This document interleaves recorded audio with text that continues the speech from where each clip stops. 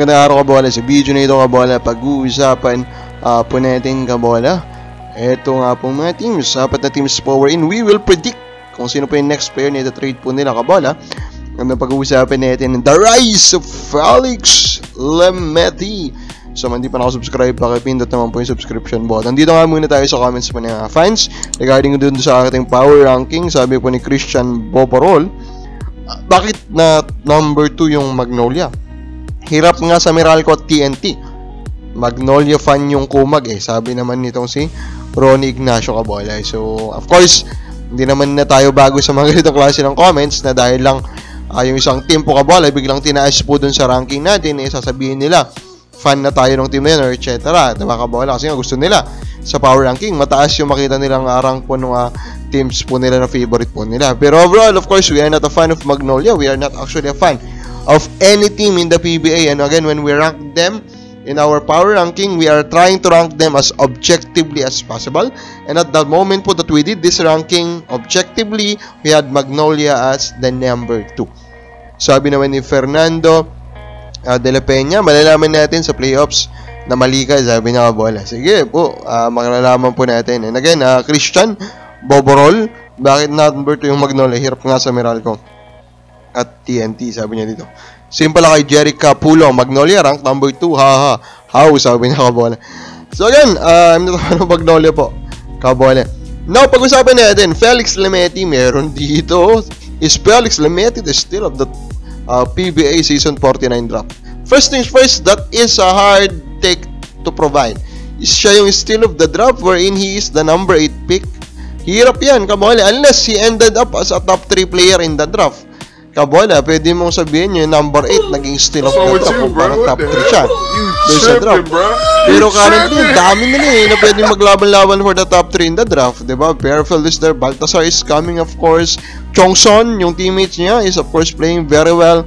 Kabola, Policarpio of NLEX is also doing well sa NLEX po kabola. So marami, no? Marami pa tayong dapat makita dito before natin actually makonclude na steal of the draft siya. Pero at the end of the day, at this current point, no, the biggest question I think na namumuo sa mga isipan po ng mga fans, ang dami lang siya nagsasabi, kabola, na nagkamali yung Hinebra in picking RJ Abarrientos over Lemeti, kabola, that's Lemeti over Abarrientos, kabola. Pero for me, if we will make a draft now, redraft, kabola, I will still pick Fairfield and Abarrientos siguro above Lemeti, kabola, kasi the potential, even at what we saw in the PBA, is still higher for those two. And of course, Fairfield is having a much better numbers kaysa po dito, kabola, kay Lemeti. So with that, kabola, talagang hindi mo pa rin pwede pong sabihin na ito pong si Lemeti, kabola, magkakaroon pa na mas magandang career dito kay Abarrientos at saka dito kay Fairfield, kabola. So, in a way, nakatawa din. Pero of course, we understand the hype. This guy is legit. This guy is really cold-blooded, kabola. Ang gandling, crunch time performer talaga din Itong si Felix Lemeti, yun talaga nakakabilib din dito, kabola, sa rookie po na ito. Now, it's time for us to predict the next player po na ito-trade po, kabola, ng Hinebra, Blackwater, Terra Firma at Phoenix. Let's start po with Phoenix. Jason Perkins. First, siya yung pinaka-popular po na pangalan from Phoenix na involved po sa mga trade rumors. Kaya naman siya yung nilagay natin dito, kabola. And of course, in a way, this is my bias. Kasi nga, we have been preaching for them to tank, kabola. Next natin, Terra Firma Jeep, kabola. I think still Stan Heidinger is the best bet here, kabola. Although, kung titignan mo ng maayos, kung hindi na siya babalik sa Hinebra, hindi siya babalik sa San Miguel, Magnolia is his most logical po na destination. And Magnolia is in a way playing well, kabola.